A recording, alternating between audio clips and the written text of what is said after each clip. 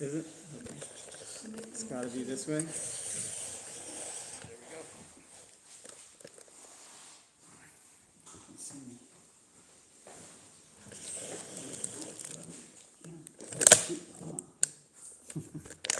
Edrak diye abi. Edrak. Edrak. Sen. No, I think.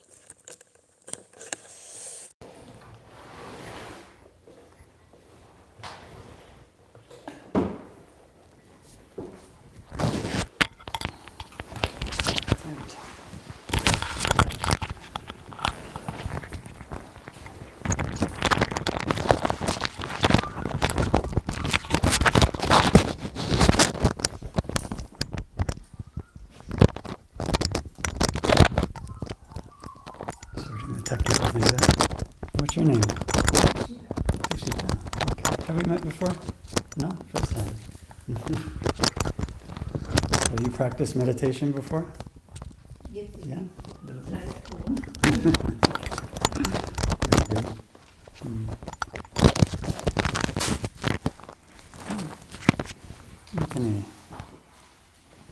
Okay. कहती समाज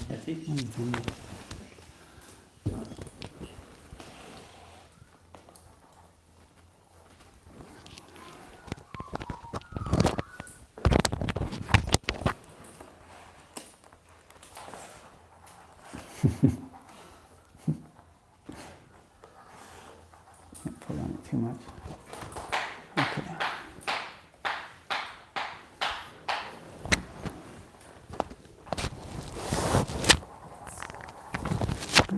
Can you?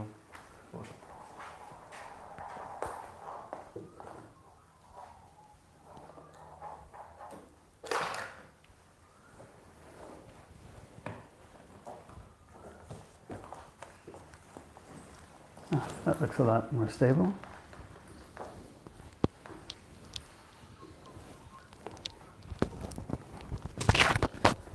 Okay, great. Okay, that's good. I did have a normal one, but I left it for about an hour at the university. It disappeared. So.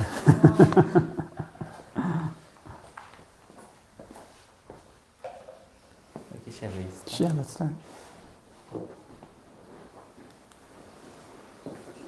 Oh, Michelle's there. Recording in progress. Sadhu, sadhu, sadhu. Dear devotees, as you know, today our temple, Dhamma-Vinaya Buddhist Vihara, conducting special Dhamma sermon, and I would like to invite Venerable Bhante Jovatulu Thero for his valuable Dhamma sermon and Dhamma discussion. Sadhu, sadhu, sadhu. Sadhu. So, Great. I'll make this so I can see the people who are joined.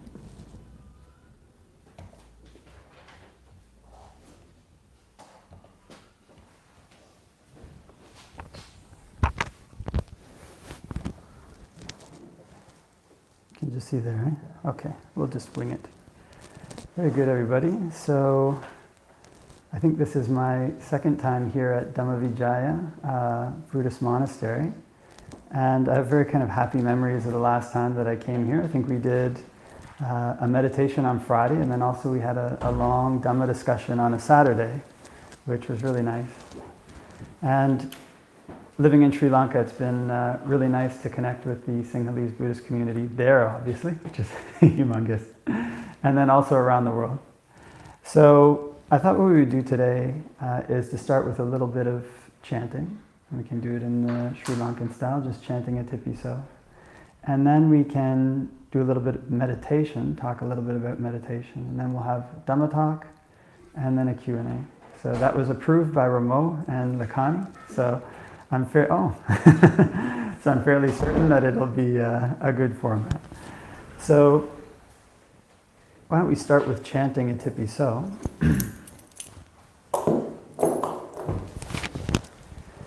Namo tassa bhagavato arahato samma sambuddhassa.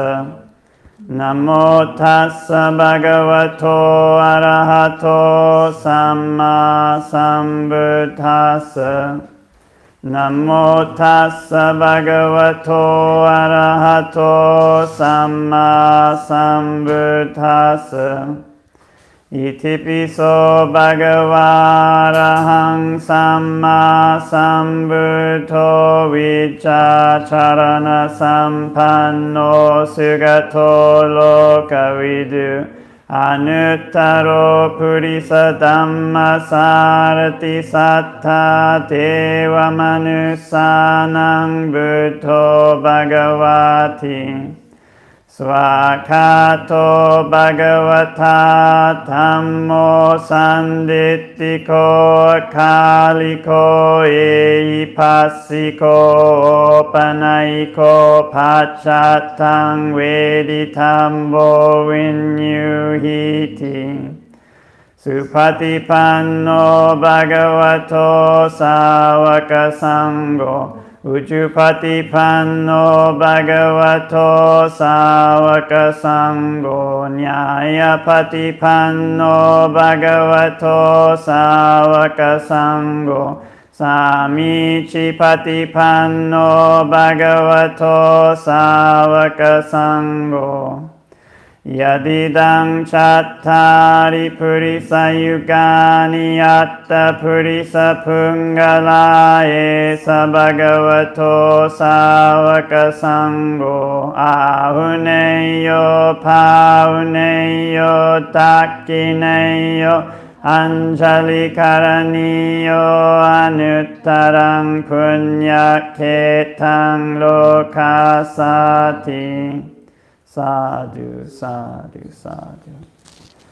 Very good. So, I think many of you have practiced meditation before, and some may have more experience than others. So, what we'll do today is we'll go over just a few fundamental principles of meditation in case people are new. If people have been practicing for a while, of course, feel welcome to continue practicing however you found useful in the past. So, we've been talking about this in a few different sessions, and one of the important things to know about meditation is that meditation is actually something that we do to manipulate our worlds. So no matter in which way we meditate, it's a manipulation of what we perceive. It's a manipulation of reality as it occurs to us, essentially. And so what we want to do, because we're manipulating our world, because we're manipulating reality, we want to manipulate it well. So many of the Buddhist teachings are actually about this. They're about constructing a world. So when we think of what we're doing in meditation, it's important to know that it's something that has agency. It's something that has effectiveness. And it's something that we do. We're not trying to connect with an external ultimate reality. what we're trying to do is to shape the way in which we influence reality so that it makes us happy. It's kind of really that simple. So this doesn't require a whole lot of deep theoretical or philosophical knowledge. It requires us to know some simple things about what suffering feels like and what it feels like when it's not there. So when we're angry, I mean, how does that feel? I mean, it's suffering. Most people would agree. If we're anxious, how does that feel? If we're jealous, how does that feel? And then how do we stop it? This, how do we stop it, is where meditation comes in. And because there's all these different ways in which the mind can generate negative emotions, there needs to be many different ways in which we apply the mind, in which we shape our reality to bring it back into balance, to make the mind peaceful, to make the mind at ease. So what we'll do is a little bit of breath meditation, and some of you will be familiar with some of the ways in which we will go through and practice this. One of the things that we're going to do is to try a few different ways of manipulating the breath so that even after you leave this session, hopefully you'll have some tools that you can use in your day-to-day life. Because another very important thing about meditation and Buddhism in general is that it shouldn't just be something that occurs in the temple or on the cushion. It should flow out and actually make changes in our behavior. And if we change our behavior, this flows back into our meditation. So we create a virtuous cycle where our life gets better and better, irrespective of the external circumstances, if we build our world well. So one of the first things to know about the breath is that when the Buddha talked about breath meditation, he wasn't just talking about the air that comes in and out of the nose and down to the lungs. What he's talking about is an energy system that exists in the body. So there's a phrase at the end of the Anapanasati Sutta, it's the Anapanasati, or maybe it's the Satipatthana Sutta actually, in which the Buddha says that mindfulness of breathing is something that can be cultivated in order to fulfill the foundations of mindfulness. Why? Because when one is focusing on the breath, that is a body among bodies. So it's a really interesting phrase and a cryptic one that happens in the Anapanasati Sutta. But for some people, they'll notice right away when they meditate that their breath is not just confined necessarily to the air in their nose, but that actually when they breathe in and breathe out, there's changes that occur within the body itself. And this energy system can become very obvious to them. Now, one of the things about this energy system is that it actually overlays the physical body in various ways. So that's one of the reasons, that's the reason why it's called a body among bodies in a sense. It overlays the tendons, overlays some of the major muscles. And you can conceive of it a bit like kind of rivers and valleys that run through the body and have channels in them. There's not so much need to get into the actual descriptions of the energy system or what it's like. The most important thing is the felt sense of how the body feels. Because we often ignore the body when we have difficult emotional states. When we're in a difficult situation in our life, it's usually all up in our head. We think of our emotions as being somewhere up here. Right? I'm angry. Where's the anger? It's up here, right? Behind my eyes or something, or around my face. Or, I'm anxious. Where's the anxiety? Well, it's also in my head, right? Like it's all these emotions. We conceive of them as being up in our head somewhere and just existing there. Now, because of this, we don't pay attention to the connection between emotions and thoughts and the body. Because many of these things don't just manifest in the head, they manifest in the body. And they make changes to this system of energy, and they make changes in which the way the body is held, in which the way the body is posed. And so our thinking, our emotions, are actually a process of both body and mind. So if we want to become skilled at manipulating our reality well, what it means is that we can't just take into consideration what's happening up in the head, behind the ear, wherever here. We have to be able to know what's going on in our body. And if we can pay attention to this, then we gain a lot more tools to bring our mind back into balance when it's fallen out of balance. When I did a meditation at the Buddhist library a couple days ago, And a lot of the people there came in from work. It was their lunch break. They came to meditate. I was pretty impressed with that people were taking time off of their lunch break to meditate. And I did a little bit of work before becoming a monk, but I have to admit I've never really had a real career. But I remember what kind of things can go on. People can say things to you that make you upset or anxious. Those things can happen at home. And when they happen, a person acts unskillfully. So when those things happen, you can learn to go into your body and manipulate your breath to think, what does my breathing patterns feel like when I'm calm? Right? And what do they feel like when I'm anxious? Right now, somebody said something really bad to me. I feel anxious. How am I breathing? How am I holding my body? You pay attention. Oftentimes, it's almost like there's these little shoots of energy coming up the spine to the head. It's kind of like anxiety. It's like ding, ding, ding, ding, ding. You don't pay attention, the body constricts, and it makes those flows, it can potentially make those flows more constant. So it's not just ding, ding, it's ding, ding, ding, ding, ding, ding, ding, ding, ding. The anxiety just ratchets up through this flow of energy from the base of the spine up to the top of the head. So if we notice something like that, we can change the position of our body. We can learn to breathe in such a way that that system calms down, and that often changes the emotional state and the thoughts that we have. The same with all kinds of other emotions. So our proximate goal, our immediate goal as we meditate, is actually just to learn to keep the mind in the present moment so that it's not rushing off to the past, not rushing off to the future. And of course, to do this, when it flies off somewhere, we bring it back into balance. So it's actually an interesting thing, this word samana, that is the general word for a monk, that actually has a musical representation. It means one who's in tune. Like they've tuned themselves to a good pitch. Like a musical instrument that's well tuned, it's not discordant.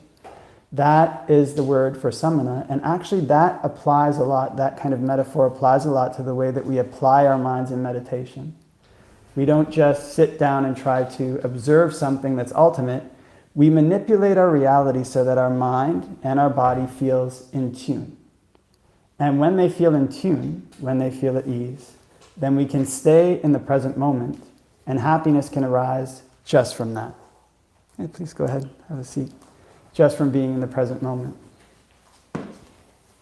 So patweva. So another important thing to know about breath meditation is that because we're changing our world, imagination plays a big role in the way that we practice. If we think about the breath in a certain way, imagine you usually think of it coming in through the nose down to the lungs. What if we think of it coming in and out of the heart? We think of the breath, if we don't think of the breath, sometimes anxiety or anger comes, it just routes itself on its own. Now, what if we think of that energy slowing down and becoming calm? How does that change the way that our body feels, the way that our mind feels?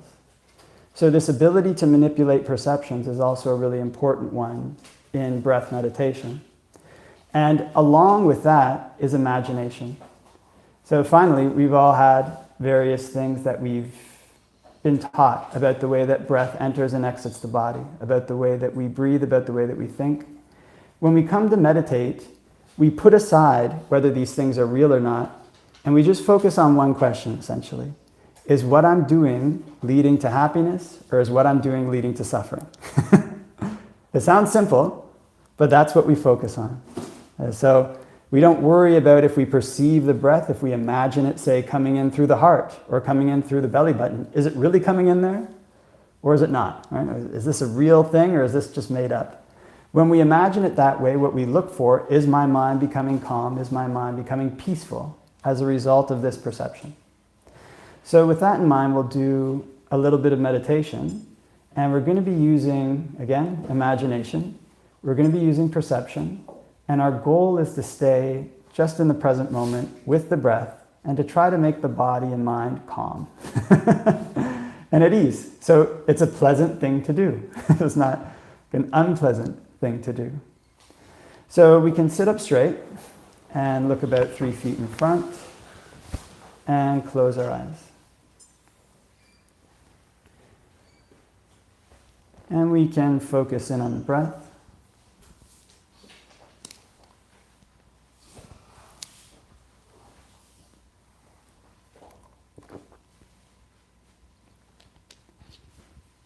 when it's coming in.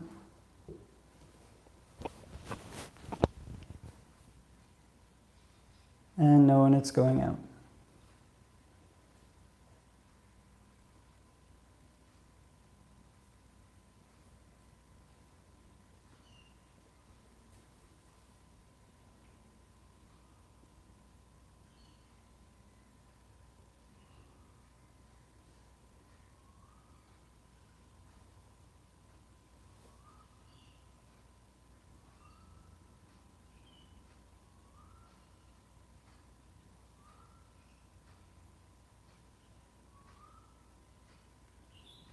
If we breathe in a long breath,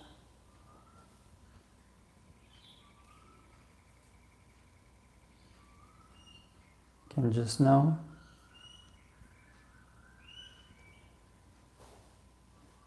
I'm breathing in a long breath.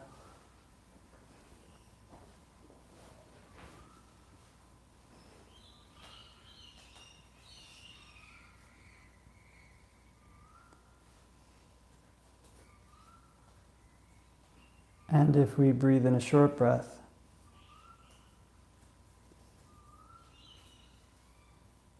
can just know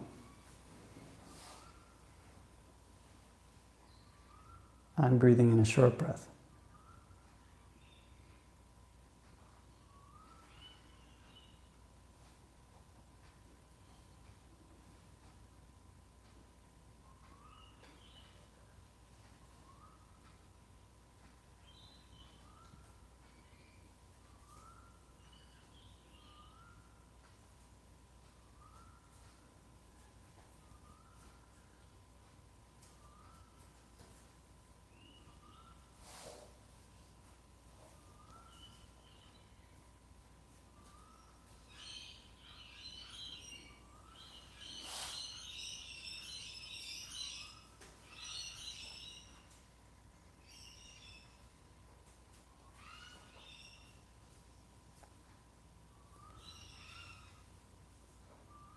And we can focus in on the breath at the tip of the nose.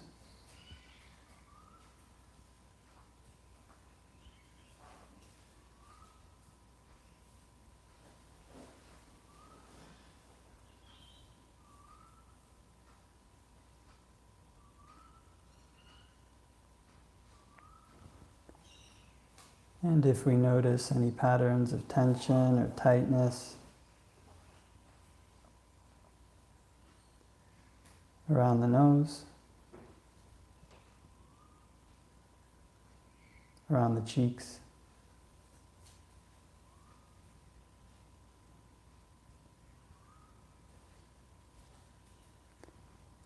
you can just let those relax.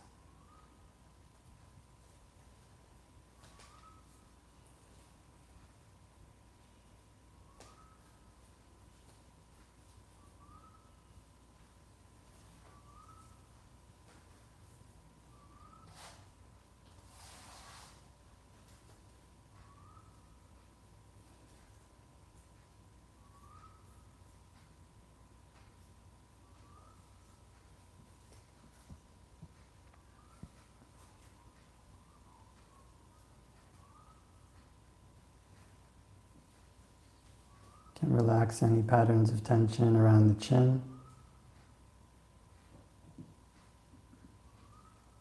around the jaw.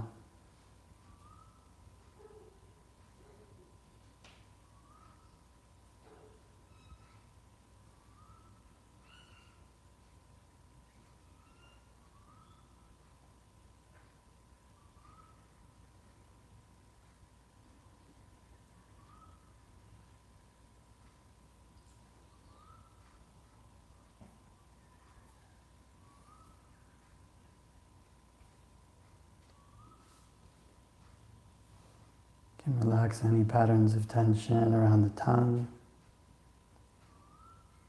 the base of the mouth.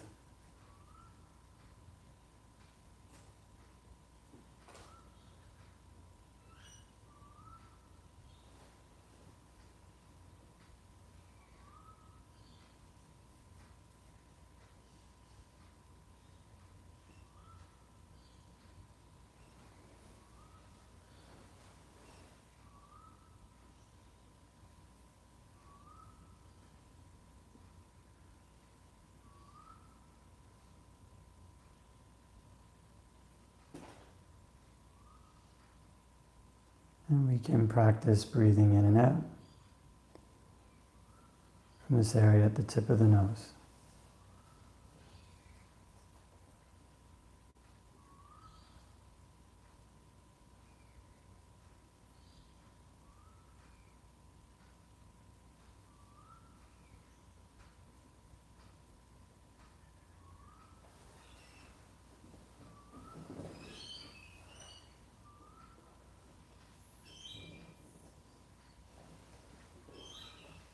And when breathing in and out from the tip of the nose,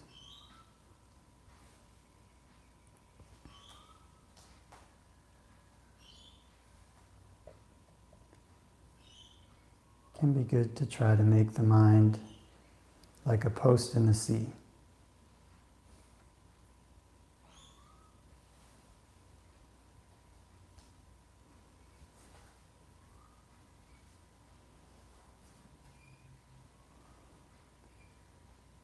And the waves come up over the post.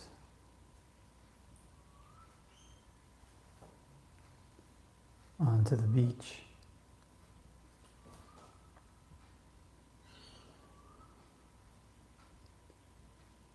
And wash back down into the sea.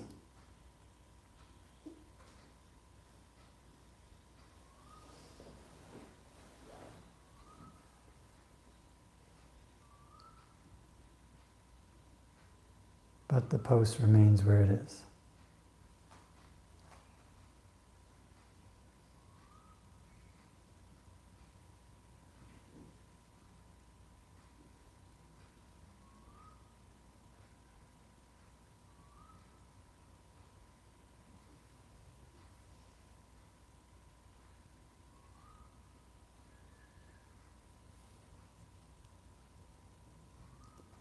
And in a similar way, can let the mind be still.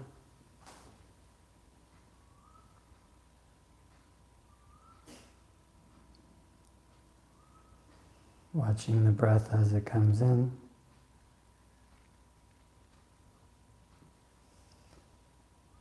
And watching the breath as it goes out.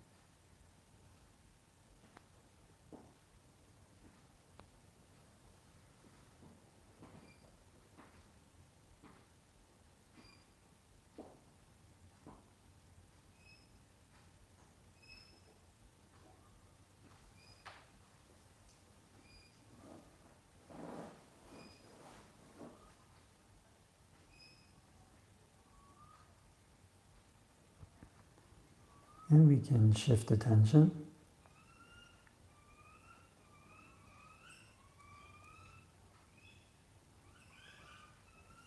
This time down to the area around the heart.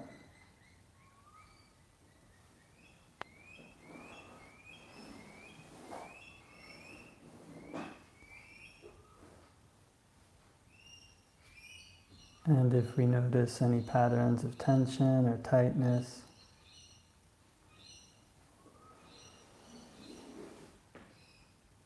around the heart,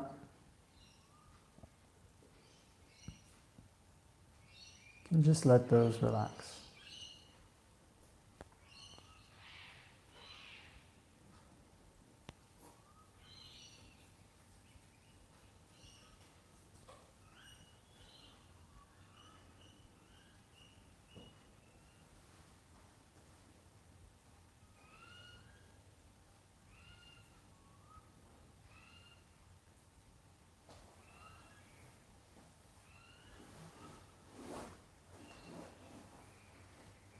Can relax any patterns of tension on the left-hand side of the rib cage.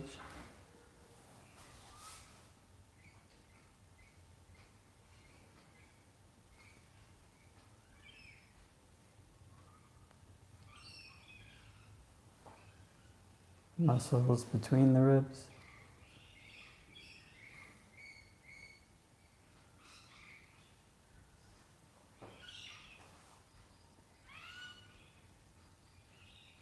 The muscles behind the ribs.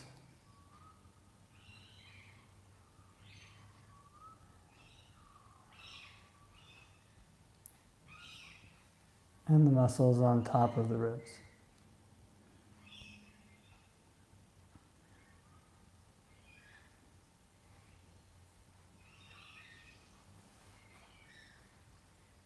And just let those relax.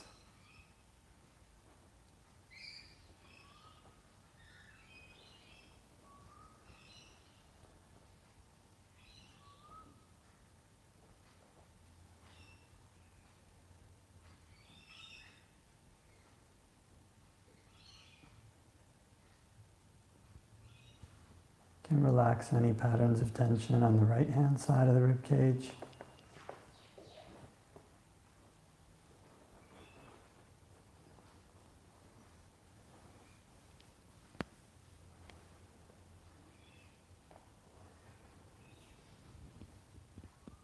The muscles between the ribs.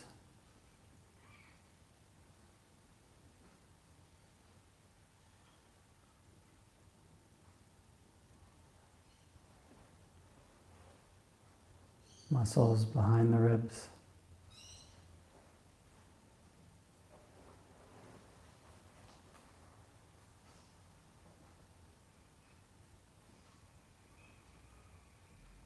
And the muscles on top of the ribs.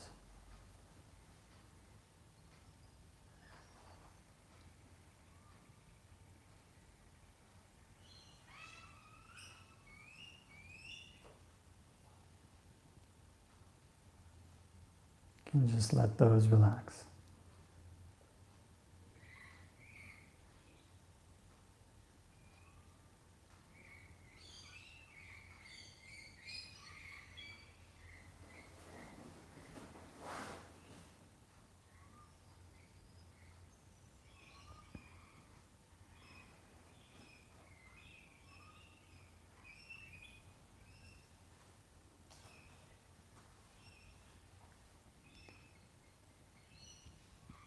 And we can practice breathing in and out.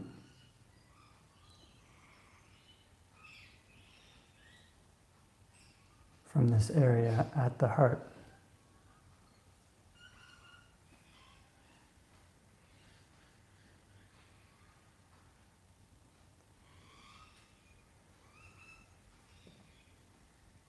And when breathing in and out from this area at the heart,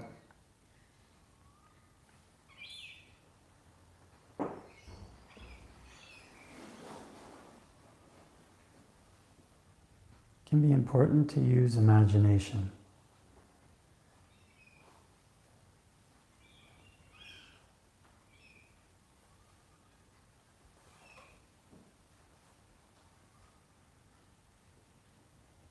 Just imagining on the in-breath,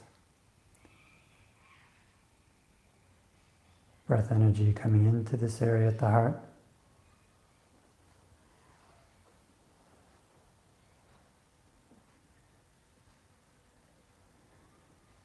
And on the out-breath, breath energy exiting from this area at the heart.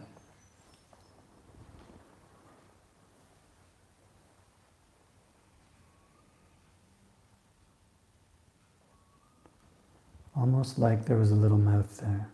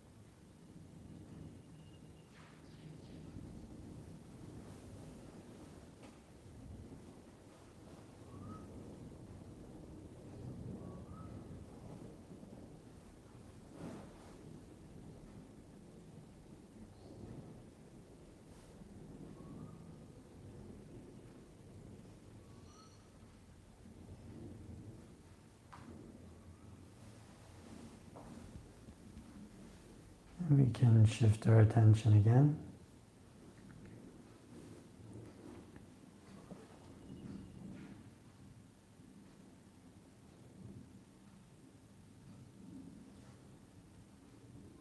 This time up to the area between the eyebrows.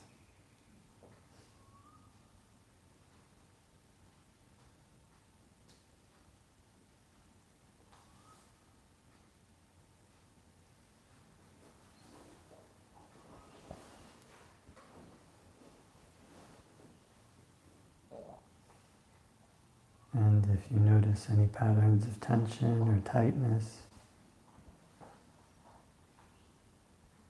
between the eyebrows.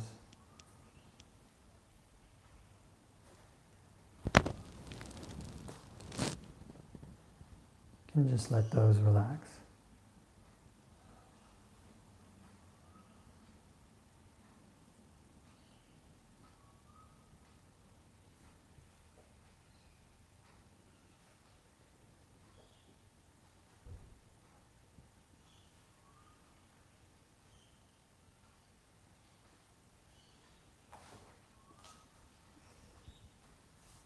You can relax any patterns of tension along the brow ridge.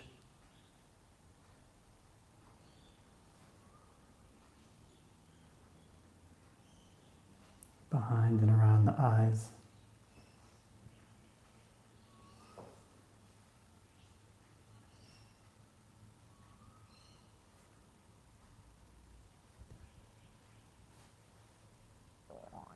As we breathe in, we can imagine breath energy coming into this area between the eyebrows and spreading out and relaxing the tension in the brow ridge and around the eyes. As we breathe in, filling those areas with breath energy.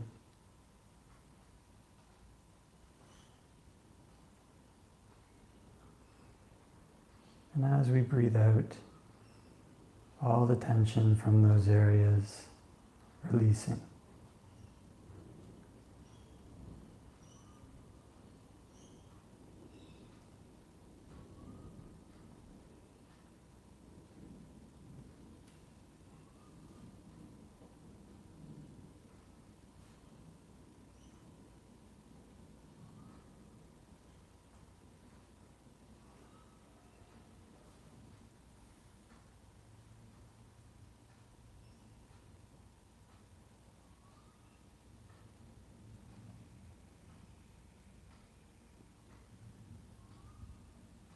And we can relax any patterns of tension in the temples at the sides of the head.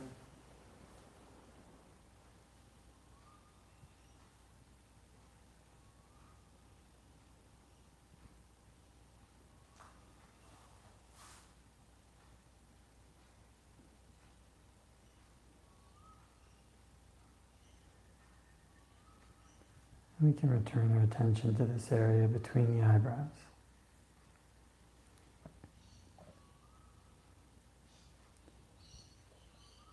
And practice breathing in and out from there.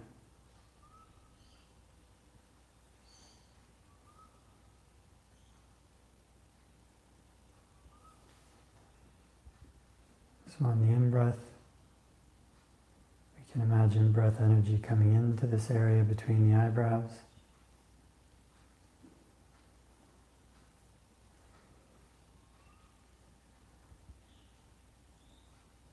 And on the out-breath, we can imagine breath energy exiting from this area between the eyebrows.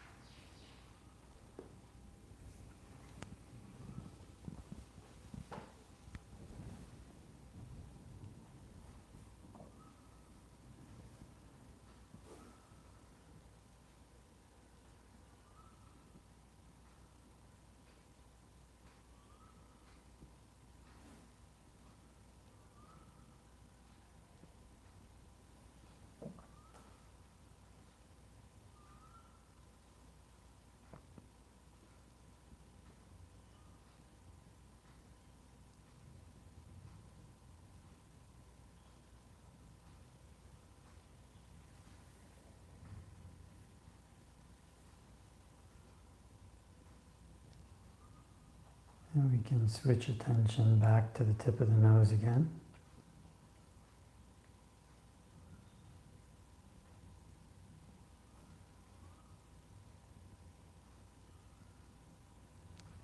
This time as we breathe in, we can let the breath energy flow to the areas we've relaxed. Up to the area between the eyebrows and down to the area of the solar plexus on the in-breath. And then on the out-breath, exiting again from the tip of the nose.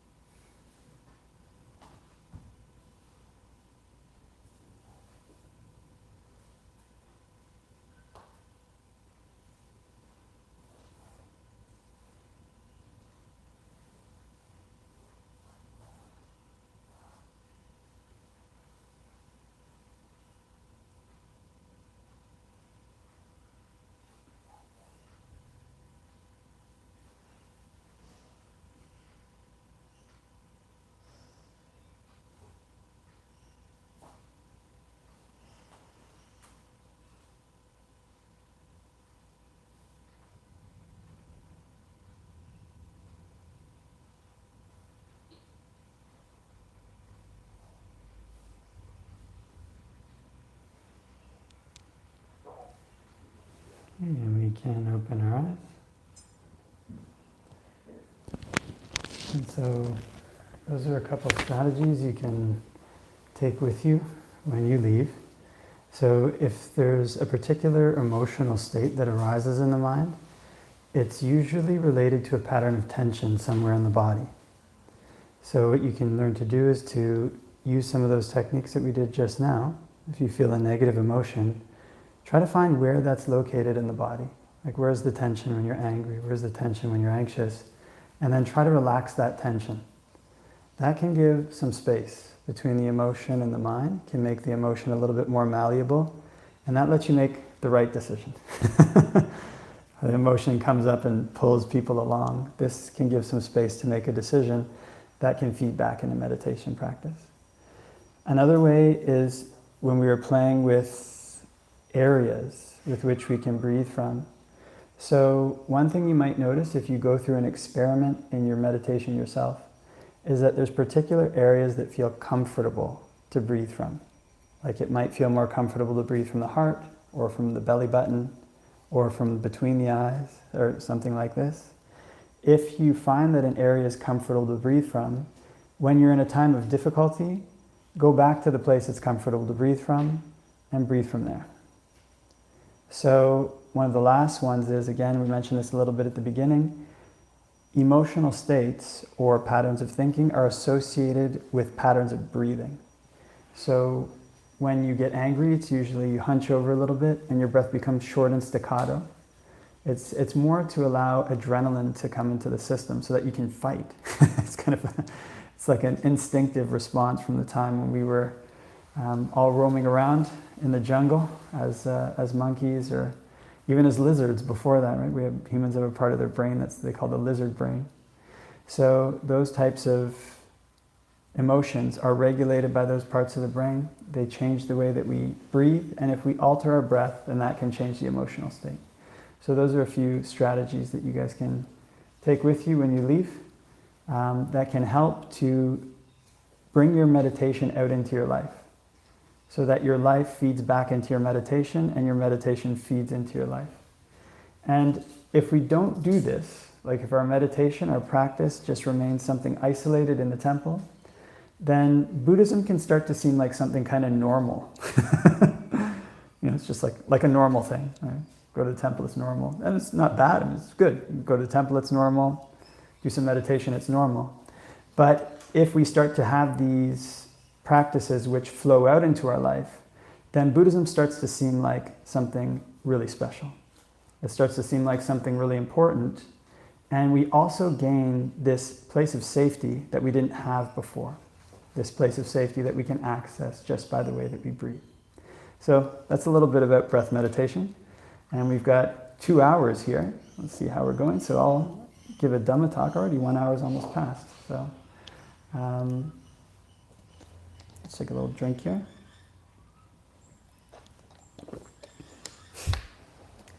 So we'll do a short...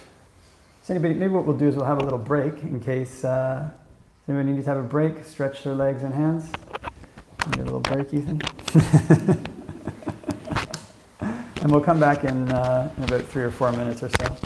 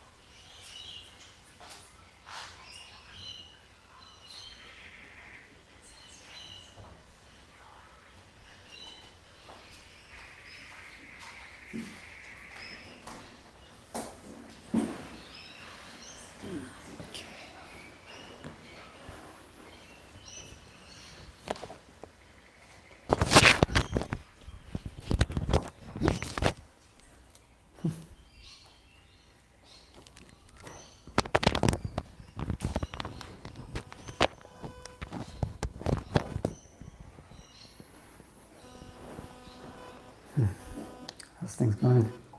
Good. Good? Sorry I interrupted, I was a bit late. Oh, that's okay. It's pretty relaxed. Mm.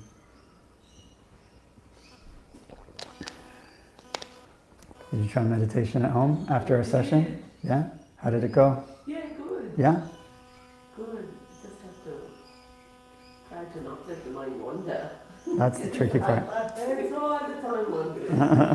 It's always someone else's fault. Noise outside, or 101 excuses, but yeah, I'll get there eventually. It's like one of those carnival games. Do they have carnivals here in Australia? It seems really easy to play, but when you try to play it. Yeah.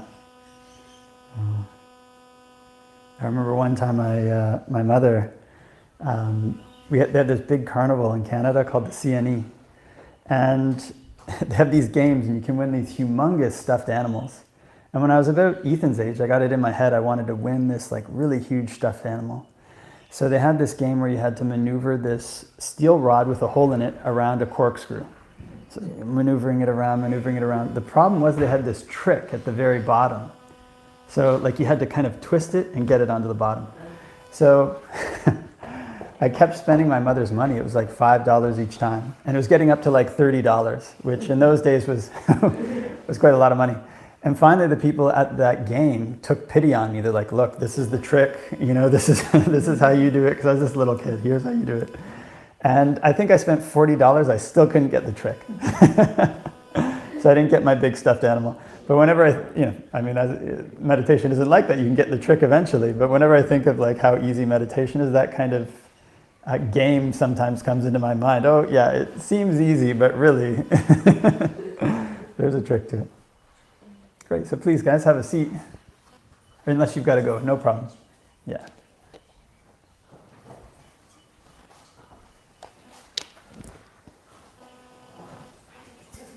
I'm wondering how we can, we have 2 questions in the chat. Are these questions?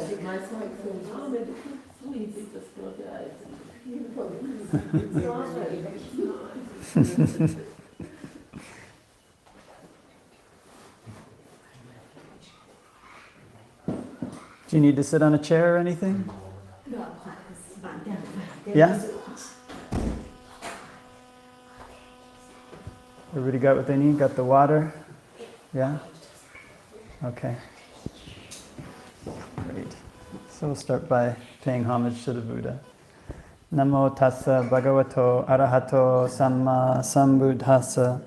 Namo tassa bhagavato arahato samma sambuddhassa.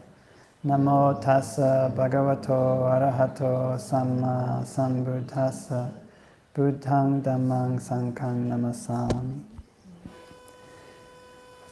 So, I've been staying with Ramo and Lakani and Ethan, and it's been kind of nice. I see parents interacting with their kids, and it reminds me of being a kid to a certain extent. Kind of Ethan's. We went out and we found this hidden Nazi fort that is actually in Narrabeen. What's it called?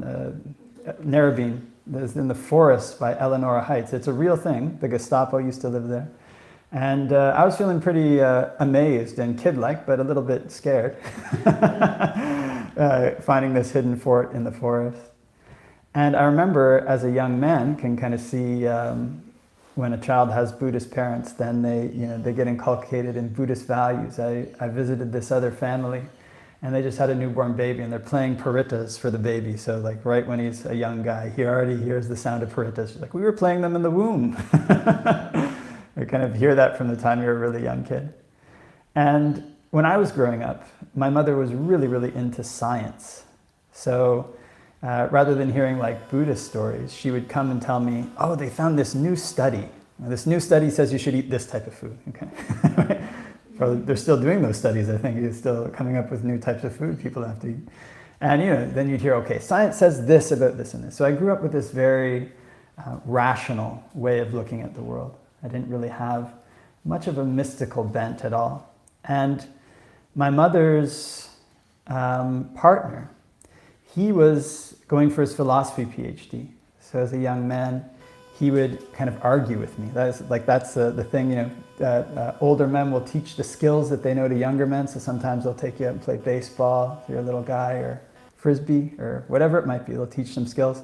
I went upstairs today and I heard Ramo teaching Ethan how to use, this is how you drag and drop the computer.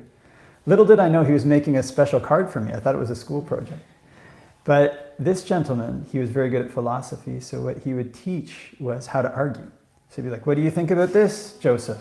Kind of like, give me a little bit of an argument. What do you think about that? What do you think about this? So I grew up with this view of looking at the world in an objective manner and really trying to test things out, and really believing that what I was looking for in terms of what was important was something external. It was something outside. I was talking to people the other day. I can't actually remember. It's been nice being here in Australia. You have the chance to meet all these different Buddhist groups. And the values that Western culture especially tends to place on the people who grew up there is that you are valued by your ability to manipulate the external world. How well you can manipulate it generally determines what potentially kind of job you can have. The higher paying jobs are ones in which you manipulate a larger section of the world. Become a manager, now you're manipulating 4 or 5 or 6 or 10.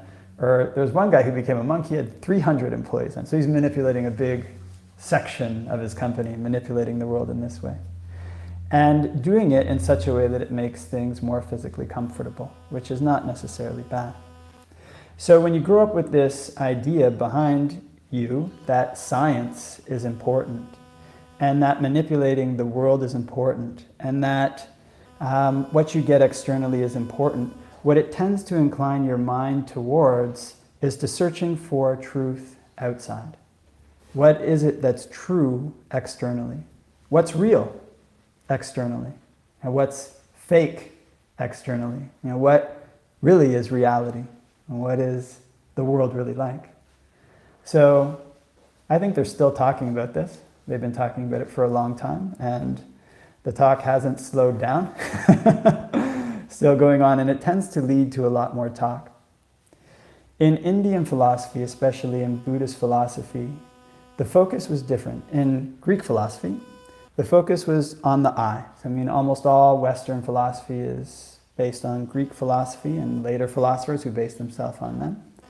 And there were definitely mystical elements, but what we inherited, especially from Aristotle, was a focus essentially on the I. It was, are these things real? Is the external world real or not? What can we see with the eye? And what can we know with the eye, essentially? In Indian philosophy, which is where Buddhism comes from, the focus wasn't on the eye, it was on essentially the stomach. Where can we find a source of food that will last as long as we need it? So what we have is a divergence in these two philosophical systems in terms of what they're looking at, and in terms of what they're looking for, and in terms of where they think they'll find meaning. In the scientific philosophical system, what they're looking at is what's outside. And what's meaningful is how you can manipulate things outside. In the Indian philosophical system, especially that the Buddha represented, they're looking inside. How can we find a permanent source of something to feed on? How can we find a permanent source of food? Now, when people come to Buddhism, in part from a Western background, but not only from a Western background, the question of where to look and what to look at plays an enormous role in whether they'll be successful or not in being happy. It plays a huge role. And it's often a question that is not even asked. What is the purpose for which I'm doing this? But when we think about the purpose for which we look for anything, there's no higher purpose for any search that we do in our life than to be happy. Actually, this is the meaning of our life. It's the big question at the center of our life. How can I become happy? What is it that will make me happy? So in science, the quest was always, how can we make the world as comfortable as possible, right? Like if I could only, make the world a little bit more comfortable, then I would be happy. And even the scientific systems that the West has developed to make the world as comfortable as possible have a recognition that to a certain extent, this is just not going to work.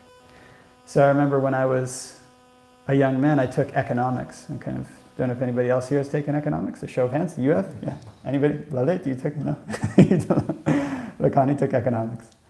So in economics, one of the very first things that they teach you is that resources are scarce and desires are infinite. And so the role of economics is how to learn to manage scarce resources, to try to fulfill infinite desires.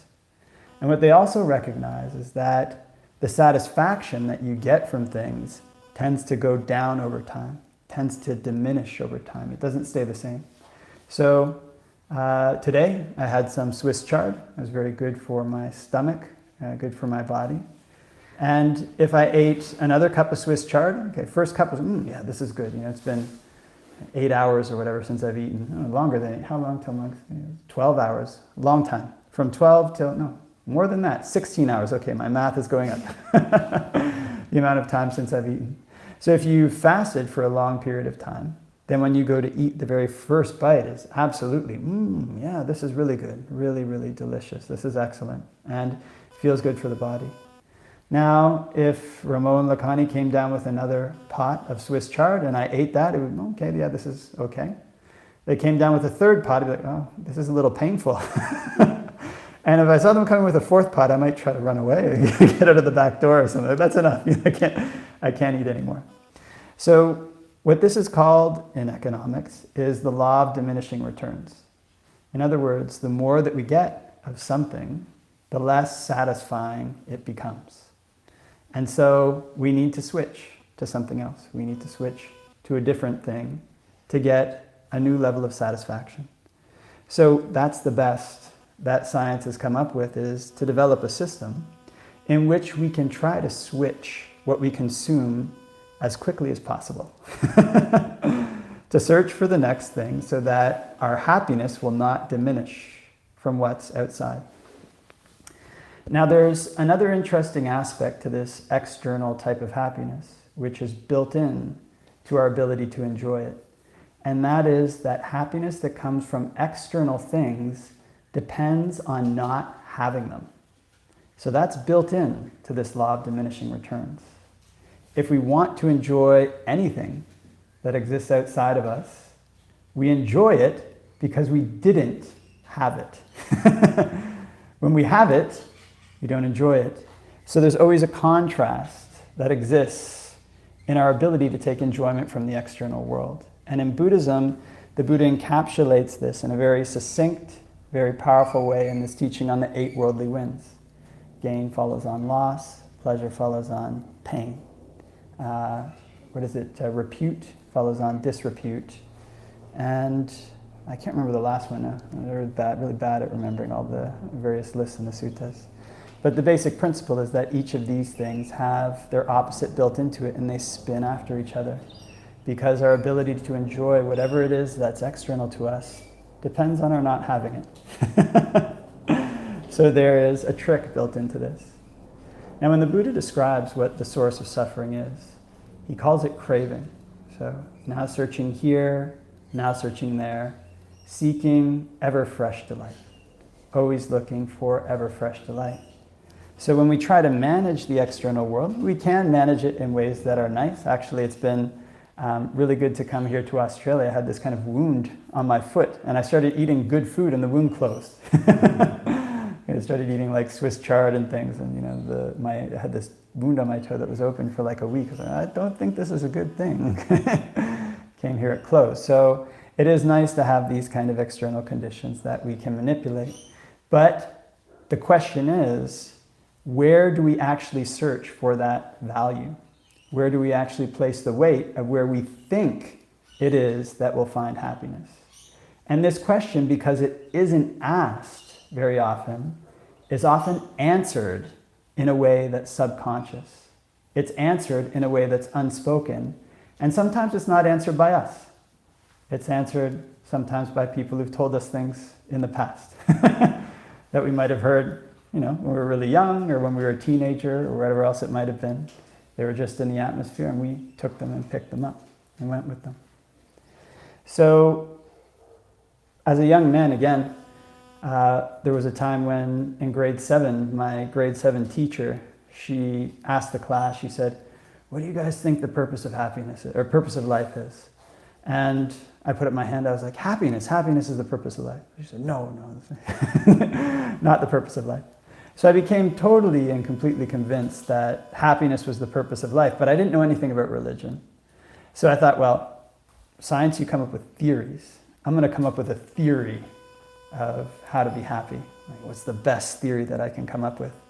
So then I gathered evidence. I kind of started to get all this evidence together. Okay, who's happy? Who looks happy? Who was happy in the 5th grade? We were in grade 2, I think, right? At that time I was in grade 7. So who was happy in the 5th grade? How was I happy in the 5th grade? Oh, it was the people who were popular in the 5th grade who seemed the happiest. That was the perception I had. Okay, who's happy in high school? It's the people who are popular in high school who seem the happiest. Okay, who's happy when they're an adult? It's the people who have like good jobs and a lot of money who seem happy when they're an adult. Those are the people who are happy. Okay, who's happy when they retire?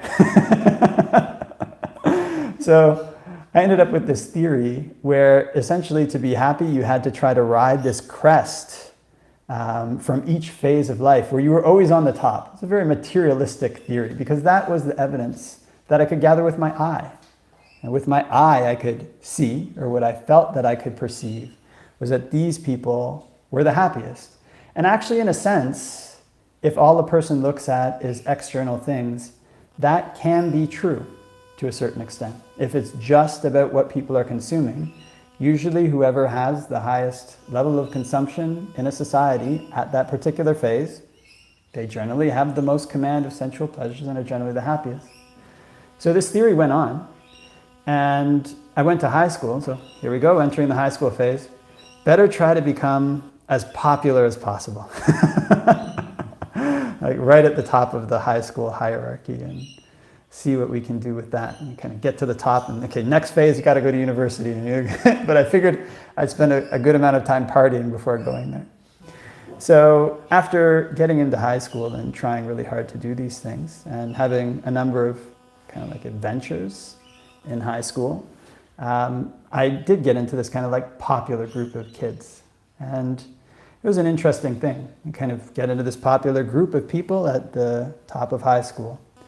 And you gain the ability, if you're in a group that controls a certain amount of material and social resources, to block other people from joining.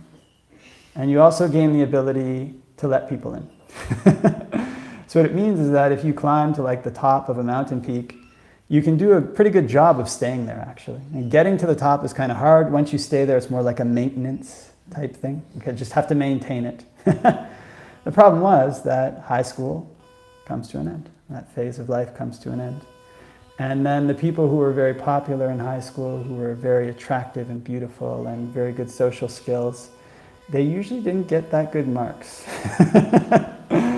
in high school. They usually weren't the people who studied really hard and went to good universities and got good jobs.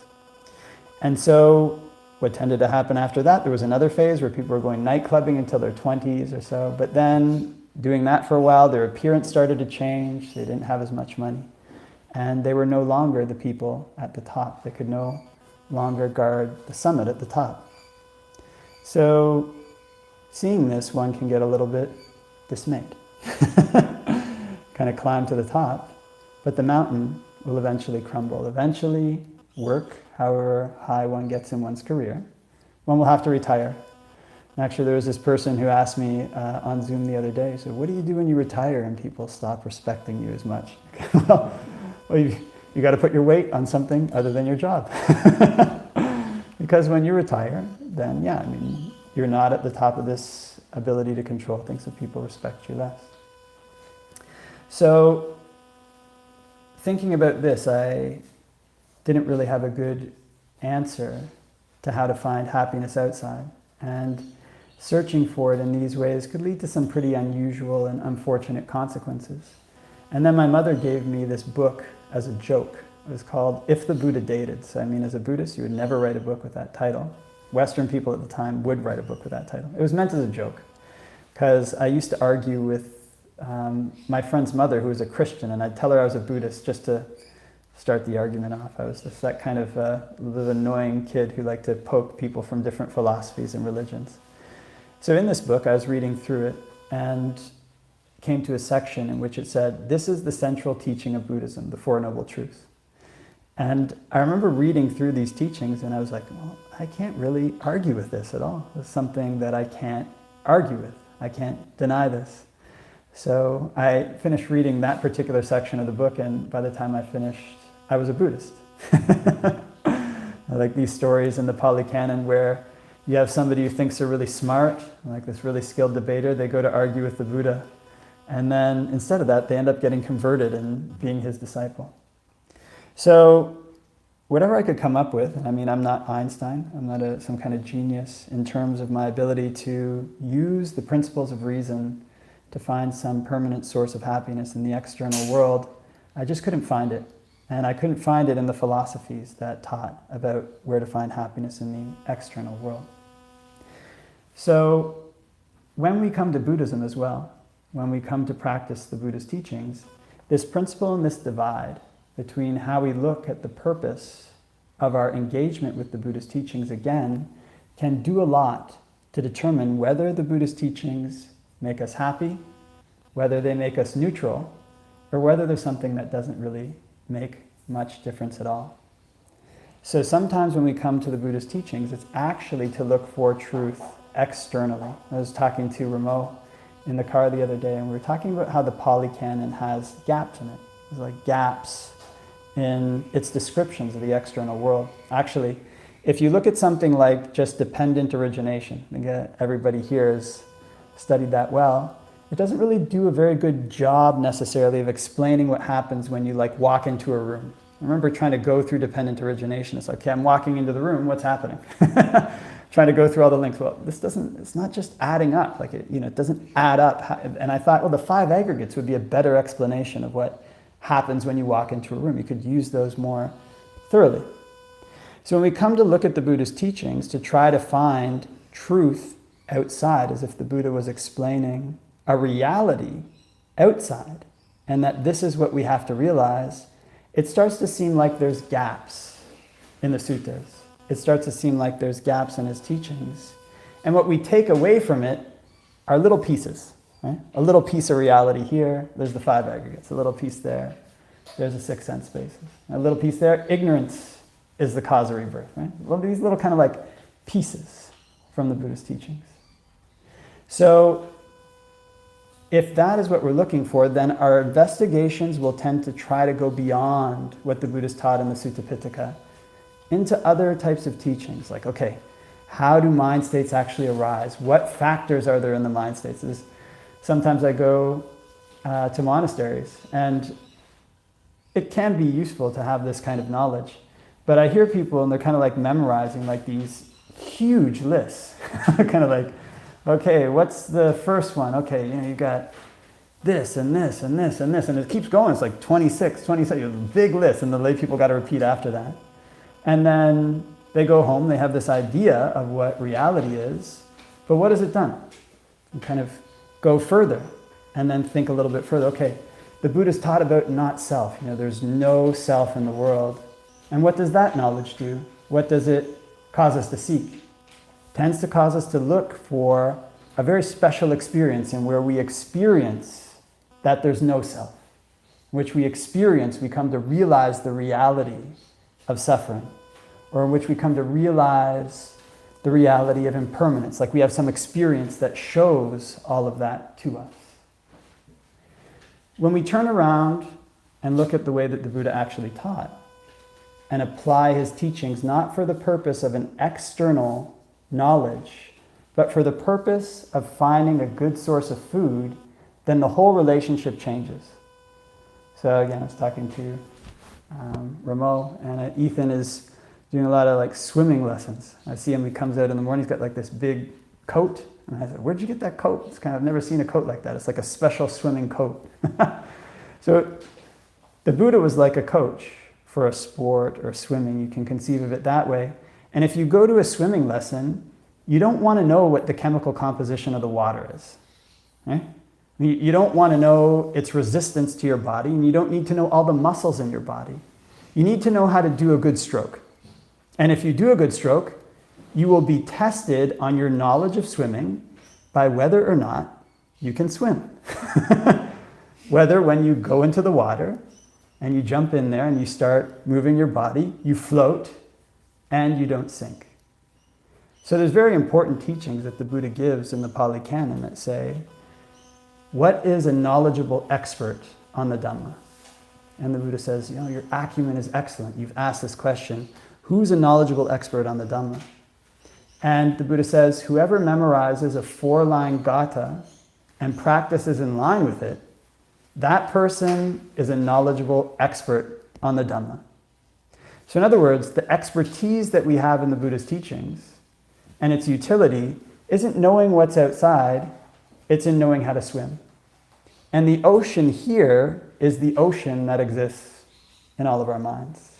It's essentially the world that we create, and whether we create it in such a way that we float, that we swim through it, or that we sink because of it. So the Buddha's given all of these teachings, all of these tools, to allow us to swim well, to allow us to navigate the world well, to allow us to create the world well. And if we take them on in this way, then they make perfect sense. Then there's no gaps in the teaching. The teachings are well elucidated. They're stripped of patchwork, but this is only something that makes sense if we practice them. Just like the breaststroke, the butterfly, okay, what is it? I mean, we can memorize that in a day. It makes sense to the people who can do them. That's when it gains its utility. And that's how Buddhism won't just be something where we say, come to the temple. I mean, it's nice, it's good, we're making good karma, but it becomes something that becomes increasingly special, increasingly unusual, something for which you wouldn't trade anything at all.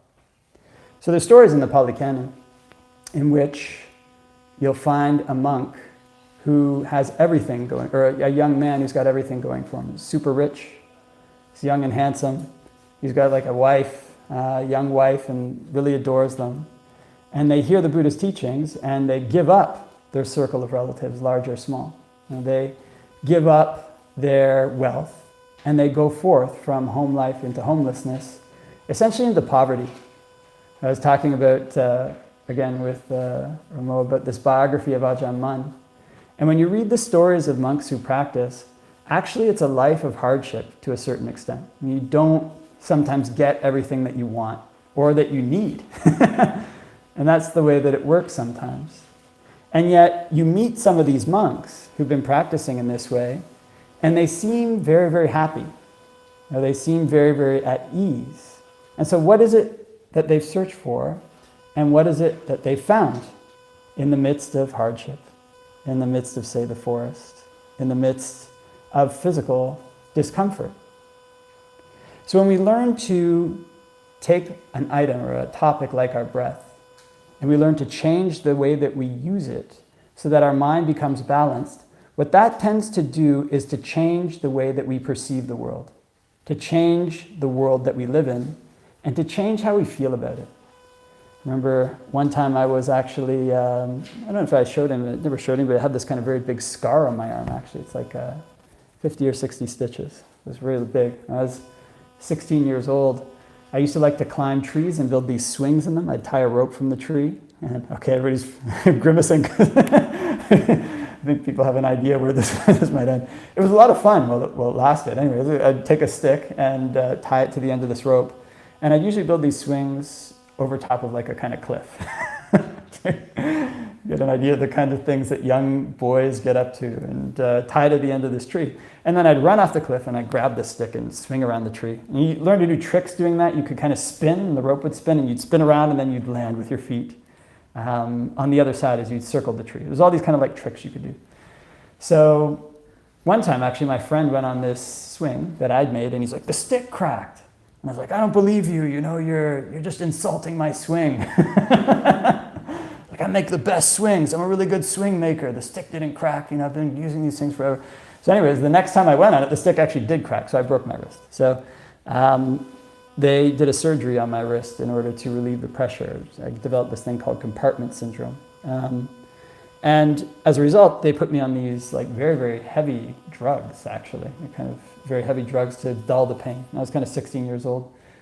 I remember they gave me this one drug, and they gave me the drug, and I would sit there looking at this TV. I'd be like, oh, this is really nice. I'm just sitting here looking at the TV. I felt, oh, this is really great. Perfectly fine looking at the TV because of whatever this drug had released into my system. And it's a good thing, I mean, that was only used in a hospital setting, because you can see like how powerful these drugs are. Now, if a person learns to balance their mind, if they learn to balance their emotional states, if they learn to pull their mind back from the external world to the internal world, and they learn to keep it in the present moment as they go through the day, as they wake up, as they fall asleep, then what can happen can be very unusual. Sometimes types of happiness can come welling up from, say, like the center of the chest or into the body that could completely overpower the feeling that one gets even from drugs. So the best type of feeling that one will have felt up until that point, and the cost of it is not physical. The cost is energy. The cost is time in bringing the mind inwards. Now, this type of happiness also graphs differently than the happiness of things that are external. The happiness of things that are external, we consume them. They give this big, immediate hit. Oh, I got the pizza. It's very good. Okay, right away. And then it slowly goes down. This other type of happiness comes in a different way. It starts small, and one has to pay a lot of attention to notice that it's even there. But the more that we cultivate it, the larger and larger that it grows. And if you get on the peak, if you get on the top in terms of your mind, then you can just maintain it. You don't have to climb the peak again. You have a greater control over the area of your mind. And if you can cultivate your mind in this way, then wherever you go, whatever you do will seem happy. It will seem easeful. So there's this sutta in which the Buddha speaks to Venerable Anuruddha. And Anuruddha is living in a forest. And he thinks these 8 thoughts of a great man. So kind of, a great man has mindfulness. A great man has effort. A great man delights in solitude. Doesn't delight in company. These are all these 8 thoughts of a great man. And he only thinks 7, actually. Then the Buddha disappears and reappears in front of him. So I've been listening to some talks that drove this point home. You can kind of imagine what it'd be like if you're just thinking something. Like you're just in your kuti thinking something, or you're here thinking something, and all of a sudden the Buddha's there. Imagine that. It's like your teacher, whoa, he's just there. So it would make quite an impact. So he just appears in front of Venerable Anuruddha and he says, the thoughts that you've thought are good, these 7 thoughts, but add this 8th thought of a great man, that a great man delights in non-proliferation, which is nippapancha. Then he says, when you think these 8 thoughts of a great man, and you achieve the 4 jhanas, then your dwelling at the root of a tree will seem to you like a householder's mansion, plastered with many windows, many gables. He said, when you think these 8 thoughts of a great man and you develop the 4 jhanas, then your meal of alms food will seem to you like a big spread on a table full of curries and sauces. And when you think these 8 thoughts of a great man, when you cultivate the jhanas, then your rag robe will seem to you like a householder's cloth chest with many beautiful types of clothing. So in other words, when the mind becomes beautiful, the world becomes an easeful place to live. It becomes a place which is easy to dwell in, which is easy to go through, because it's with our thoughts that we create the world, essentially.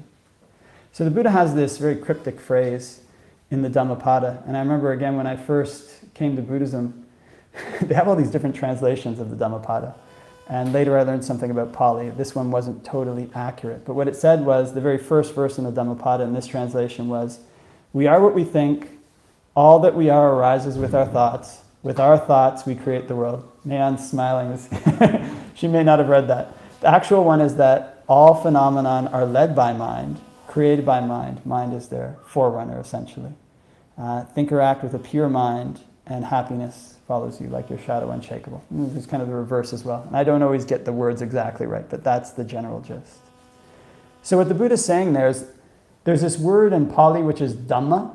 The word Dhamma can either mean, like, you have the mind and you have an external object. That's called a Dhamma.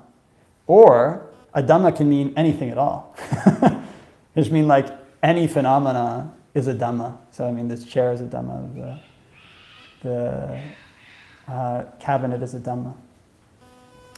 So when we start to try to look for what exists in the external world and we come across a teaching like this, then what it can come to sound like is, oh, the whole world is empty. And when you go through these kind of very academic teachings, that's where they tend to end, at the very highest level.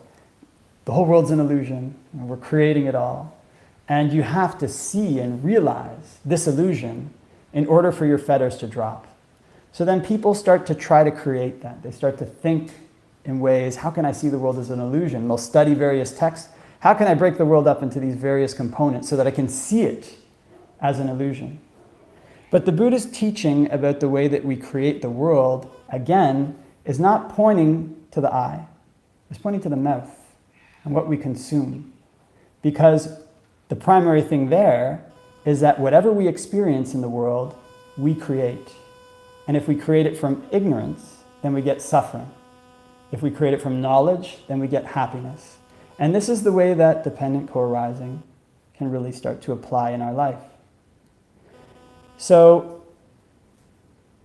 we think that we may be doing something that's very simple when we just sit here to watch our breath, kind of like a carnival game. You kind of spend all of your mother's money trying to get the animal. And you try it and you fall away from the breath and then you come back again. And then next week you try it again and it seems like you're not making much progress. For people who want happiness, they have to learn to notice the difference between happiness that starts big and grows small, and the difference between happiness that starts small and grows big. We have to notice in our own minds, when the mind becomes peaceful, is it growing, even by a millimeter, even by a centimeter, even by an inch? And then we learn to expand that. We expand the range in which we stay in the present moment from just this session, or just this minute, to the time when we go to our car, to the time when we go to work, to the time when somebody says something insulting to us, rather than just going up into our heads, oh, I'm angry or I'm anxious, we go to our bodies. What's this feel like, and how can I slow it down to bring the mind back in balance? And in doing this, our world starts to change, step by step, inch by inch, until it starts to change by a mile. It starts to change by several kilometers. Our world gradually starts to grow very different the more that we practice.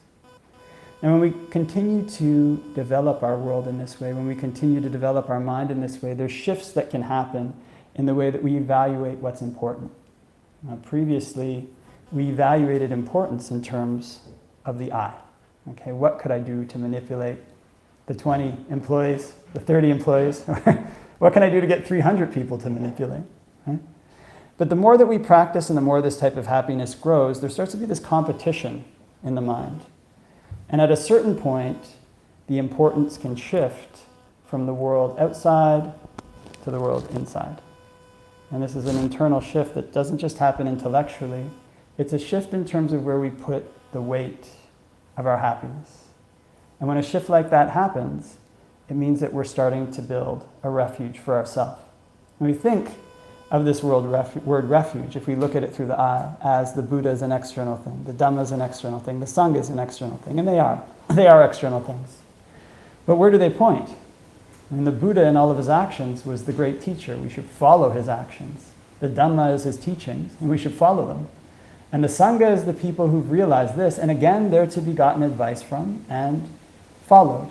So in the end, all of these things point back to us. They point back to our own happiness, our own suffering. And when our search for that shifts from external to finding a permanent source of food, then that refuge starts to become more and more real. All of the fears that people have, all of the worries that they have, all of the pains that they have are connected to something that they do. They're connected to something that they grab. They're connected to something that they consume. And so when we start searching for a way to be permanently happy, we look less and less to these things that we consume to try to find a way that we can be happy without consuming at all, without having to eat anything at all. And so the mind again begins to shift from seeing this type of thing as suffering to seeing it as peace, to seeing it as ease. So I remember, again, telling a lot of stories from my life today. There was this time when I was addicted to marijuana, when I, again, trying to be this popular guy in high school. Everybody was smoking marijuana, excuse me. And all of my friends smoked marijuana. So at first I resisted it for a while. I never smoked cigarettes, by the way. That was something that I successfully resisted, and I'm glad about that, because quitting marijuana was hard enough. But when I was in the throes of this addiction to marijuana, then we would all go out and we couldn't go see a movie without smoking marijuana. We couldn't, go anywhere without smoking. Marijuana always had to be there, otherwise it wasn't pleasant. Always had to have this marijuana, otherwise it was just a waste of time. So when we think about the way that the mind operates in terms of what it consumes, the more that a mind leans on something, the more that it consumes something external, the more difficult it is to imagine any type of happiness without it. Any type of happiness when it changes. Any type of happiness when it alters. But there is that type of happiness. And that type of happiness is to be achieved through letting go. So the Buddha's teachings, again, we look at them in terms of the eye, we look at them in terms of the mouth. His teaching on constructing the world is not meant to lead us to search for an ontological truth or an experience that there's no self. What it's meant to lead us to do is to see what we're grabbing onto so that we can develop dispassion for whatever it is that we cling to that causes us to suffer. And behind that dispassion is release. Behind that dispassion is what we've been looking for. Behind that dispassion is something that doesn't have to change. So I was giving this talk last Wednesday, I think, kind of on the various levels of happiness. You've got the happiness from consumption, right, that you can consume. You've got the happiness that you get from stillness, from making the mind still. And then you have a happiness that you get from absence. You have a happiness that you get because things are not there. And when talking about this type of happiness, the moderator, I could see, she was asking me all these questions. Well, that's kind of hard to understand. Don't like the sound of that. Kind of happiness from absence. Doesn't sound very happy at all. It's not very good. And I remember one time, again, I was walking in Pickering, and this guy stopped me on the street. I was talking to him. And he was asking all about Buddhism. Well, what's the goal of Buddhism? Well, our goal is Nibbana. We're trying to achieve the end of suffering. Well, how do you do that? Well, you let go of all your desires and clingings. Well, I don't like the sound of that. Sounds like some kind of annihilation, like there's nothing there at all. It's just, you're destroyed and eliminated. So one of the things that happened in later Buddhist centuries, because people started to look more and more for the Buddhist teachings as an explanation of external truth, they tried to fill in the gaps more and more that they thought they saw in the suttas, was that people started to think that the Buddha was teaching that the end of the path is essentially that there's no self. So you're striving for a kind of annihilation almost. And when you do all this work and then you're annihilated at the end. You realize there's no self, you're annihilated. But when we look in the Sutta Pitaka, what we find is something very, very different. When the Buddha describes the self and what's not self, he doesn't talk about it through the eye. He talks about it through the stomach. What we do when we create the world is we create a self that inhabits it. And that is one of the central things in dependent origination. You have contact, something touches us. You have craving, you like it or you don't like it. Or you have feeling, you feel something, good, bad, or neutral. You have craving, you like it or you don't. You have clinging, you cling to it. And because of that clinging, you become something. You become somebody. Somebody who's at the peak of the job, the low part of the job, a popular person, an unpopular person. And as a result of becoming, you're pulled this way, pulled that way, pulled up, pulled down. To the side, and just this clinging is suffering. That's what suffering is. So when the Buddha talks about the end of suffering, he doesn't talk about realizing an annihilation. He gives it in very cryptic statements in the canon. And the name that he tends to give, one of the ways in which it's experienced, is called Anidasana Vijnana, which means consciousness without surface. So the word Anidasana is like if you have a kind of, space, you try to draw a picture in space, you can't draw it because, there's no surface. You could draw a picture on this window. Although it's see-through, it's clear, you can still draw a photo on it or whatever you want on it. But in space, you can't draw it. So this word Anidasana Vijnana means a consciousness without surface. But still he describes it as a type of consciousness that is not known through the wateriness of water. not known through the fieriness of fire, not known through the earthiness of earth, the windiness of wind, or the allness of the all. So when a person looks to their internal world, when they cultivate their mind and try to see how they're creating it, the highest thing that they can develop is to know that whatever it is that their suffering comes from is that they're doing, something that they're doing. And when they develop this passion for this, then the links that bind them to the things that are outside get cut. And they get cut in phases. It's 4 distinct phases these things get cut. And once they're cut, you can imagine it like a kind of ball, kind of like an earth, say. Imagine this ball has a metal core. This is a very rough analogy. I'm not trying to, the Buddha is the master of analogies. You can just imagine this as a rough analogy. Imagine this ball of very fertile earth that has a metal core.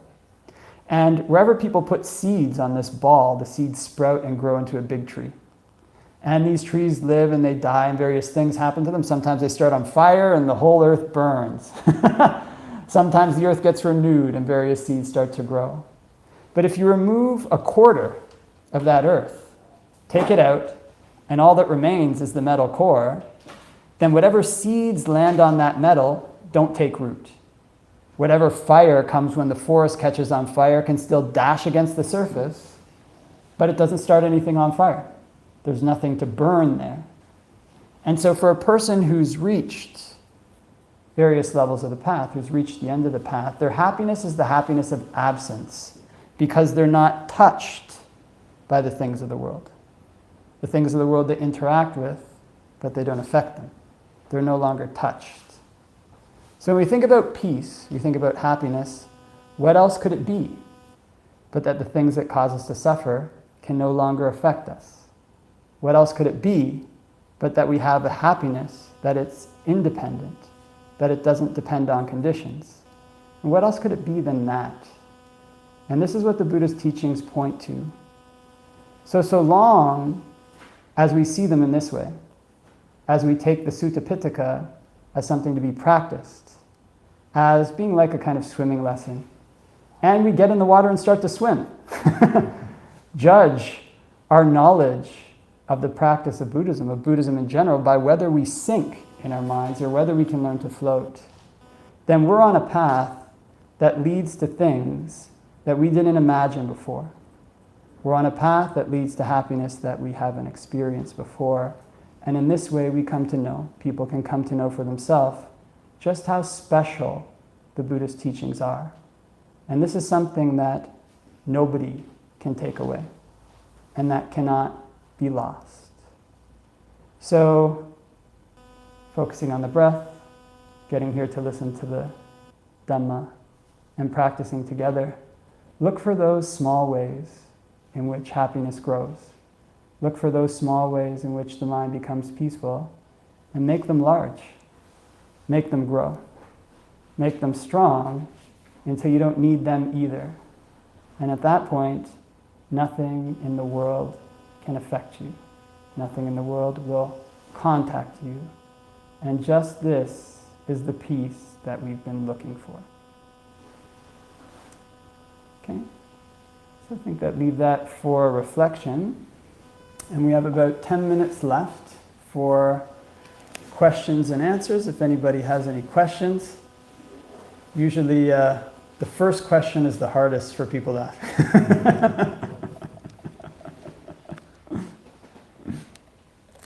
Do you need to go out for a walk or something? No problem. Yeah. You got a question, Amy? Yeah, I was just curious about what the four-line gatha is. You're just talking about like any four-line gatha. Any, because you know a lot of the Dhammapada verses are given in 4-line stanzas. Mm-hmm. So he's saying you're an expert in the Dhamma if you memorize any of the 4-line any 4-line stanza and then actually practice in line with it. Right. It's one of the really interesting things about those gathas in the Buddha's teachings. Like you could actually take almost any one of them and really run with it. Mm. You know, they go very deep. Like almost every single one is like that. So that may be one of the deeper meanings of that statement.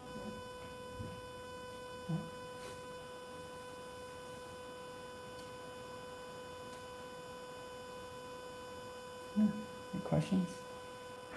I don't like to force people to have questions either. No, I won't tell you that secret. I won't tell you the secret too. So, shall I do a going once, going twice, going 3 times? Oh, let me check if, does anybody have any questions online? I think some people are here online. There's 2 things in the chat. If anybody has any questions online, oh, there it is. Oh, hello, is it possible to put the microphone closer, Bhante, please? I think I'm a bit late for that, but I hope you heard. So, does anybody online have any questions? I'm going to do going once, going twice, going 3 times. And feel welcome to ask any questions if you have any. Okay, ready? So, yep. The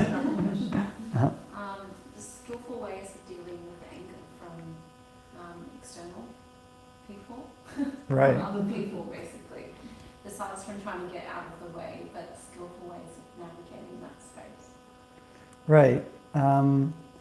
Well, a lot depends on the meditation topic that a person has found suitable for them and the ways in which they'll apply that creatively to anger.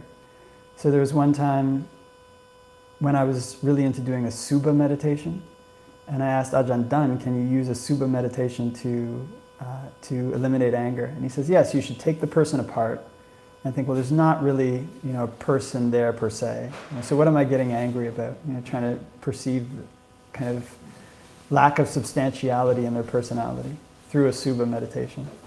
If you're using breath, there's a lot more tools to work with. Obviously, metta is a very excellent one. But whatever topic one has found suitable for one's personality, then it's good to try to find ways to use that topic to allay anger. And one will generally have to be a little bit creative to do this. So, aside from that, there's just the classics, like spreading metta to the person.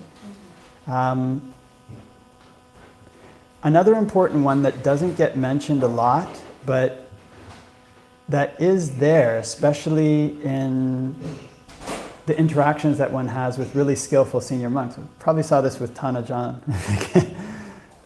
They actually know how to maneuver around people very well. So there is a certain way in which you can stop people who are trying to harm you from harming you by learning how to maneuver socially. Yeah. And you can even see the Buddha doing this. So in addition to the other mental means, which I'm sure you already know, that's one that's often not talked about, is developing actually a knowledge and skill of human interactions, which for lack of a better word are politics. So it doesn't mean be a politician, but it means learn how to read people and their intentions and to avoid people who through their actions are indicating that they intend to cause harm. Not through their words, but through their actions.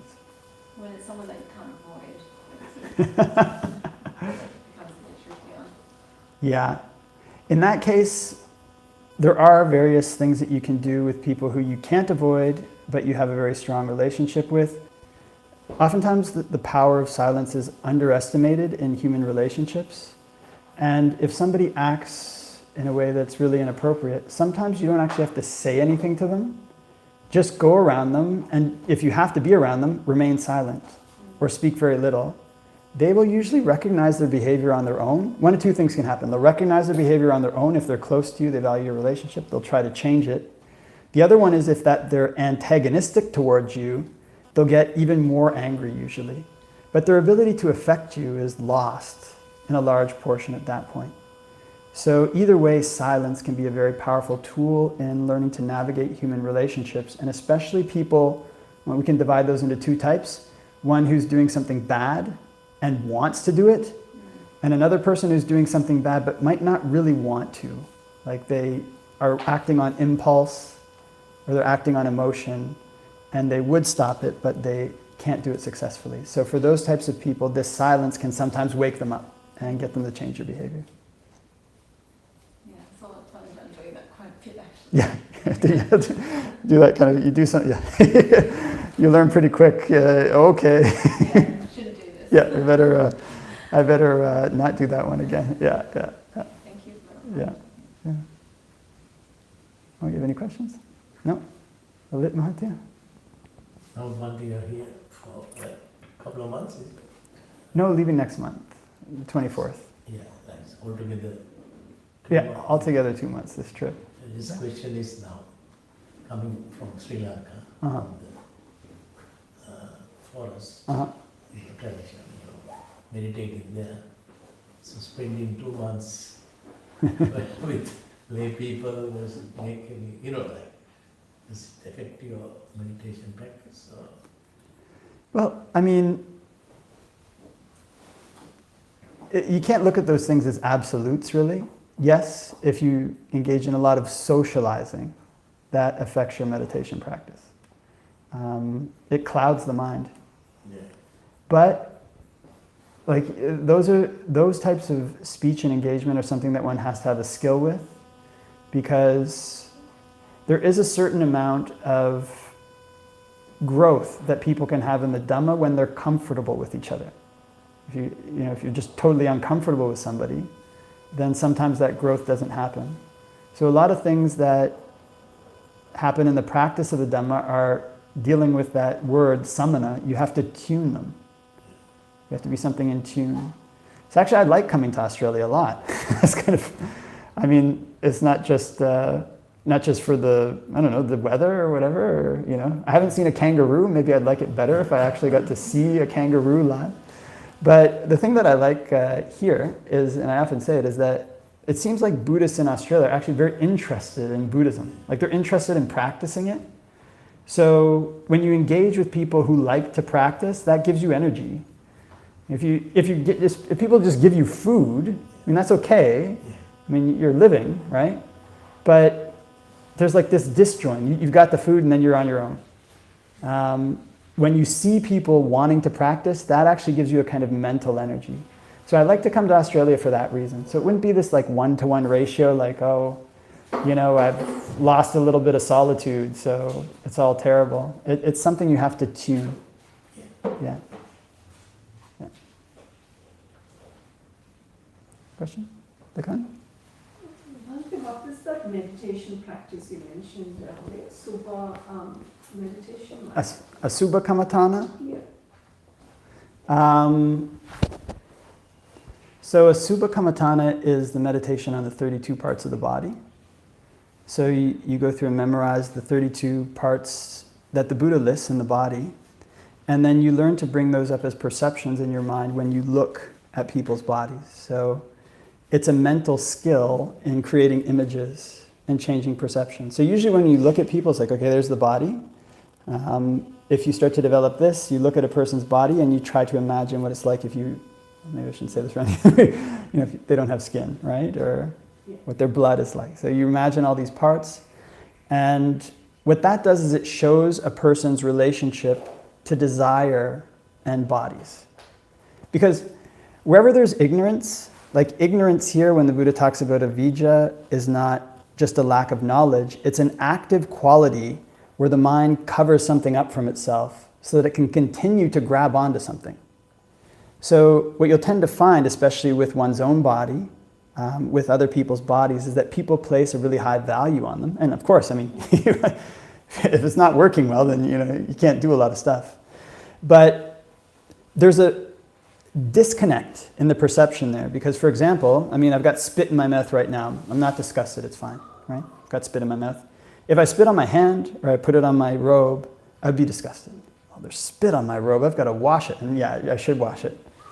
And when you think about it, you look at people, you're not like, there's spit. Like, oh, it's disgusting. I just can't look at it.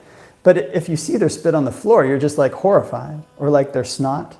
And just to say nothing, like their hair. Like, have you gone to a barber shop and seen hair all piled up on the floor? It's not nice and it smells.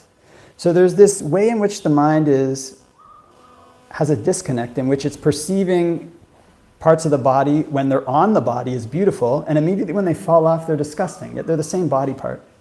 So this is the kind of thing that you want to investigate, because the suffering comes when you grab onto something that isn't what you think it is. So that kind of meditation is used for that, for the body, and it can be used all the way up to non-return, because as it turns out, all of the things that we like and all of the things that we hate have our attachment to the body more or less as their source. So it's like this hidden anchor for many of the desires and sufferings that exist in the world. So a powerful topic, but not one that's for everybody. Not everybody likes it. Yeah. Yeah. So, Bhakti, will you be here for another month? Yeah, I go to Melbourne tomorrow. Sydney, or? Go to Melbourne tomorrow, and then I'm back in Sydney for 3 weeks. Right. So will you be undertaking any Dhamma sermons in houses and things like that? Yeah, I think so. You know, Sin is the guy who organizes like my whole schedule, so I seem like I'm a... Foundation, isn't it? That's correct. I remember that gentleman who got you. Do you know- that. Yeah, so, I think that we have a little WhatsApp group or so if That's you... correct, yes. Are you, yeah, so if you want to know what's going on, then you can talk to Ramo. I think he knows the WhatsApp group number. No worries, yes. Yeah. We will. Yeah. I seem like I am the guy to ask about my schedule, but actually I'm like one of the... like I know much less. It's actually Sin who sometimes tells me, you're going here today, and this person is taking you, and you go there. So That's I fine. just, okay, yeah. Great. So I think our Venerable Abbot is here, and we've reached the end of our time for the session, so very nice to meet with everybody for some meditation and practice. And how shall I finish? Venerable, should I do a chant, or how should we finish? You can. Okay. Okay, so we'll do a short chant to pay homage to the Buddha, the Dhamma, and the Sangha. So I'll just do an Anjali at the end of each homage. Arahang Samma Sambuddho Bhagava Buddhang Bhagavantang Abhivademi Swakato Bhagavata Dhammo Dhammang Namasami Supatipanno Bhagavato Savaka Sangho Sanghang Namami. Good. So that concludes our session. If you wanted to say anything. Okay. Did you want to say anything? Okay. Oh, this is mine? This is yours. Okay.